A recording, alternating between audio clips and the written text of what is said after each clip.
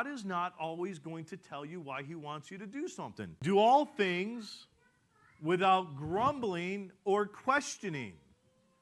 You know, one of my favorite things as a parent, not one of my favorite things, but, you know, when you tell a kid to do something and they don't want to do it, and they're like, why do I have to do that?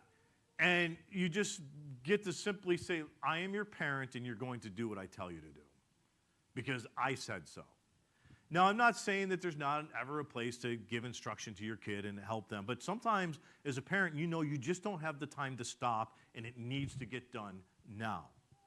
Listen, that's the same way it is with God. Like, God's not always going to tell you why he wants you to do something. God is not always going to tell you why he wants you to do something.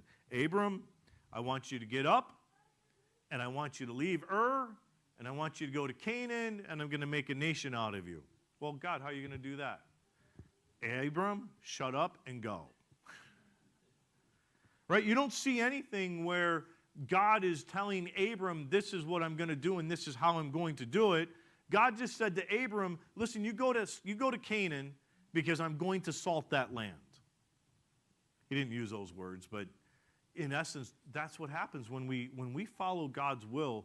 We're salting the land, even if we don't know why we're salting the land. And so do all things without grumbling or questioning. That's the way we should be with God. We need to have that obedience and that faith in God that if he tells us not to do something or if he tells us to do something, that we have to have this trust in him, right? That he's doing something that we can't see and we need to do it anyway. How many of us can say that we actually are able to do that every single day?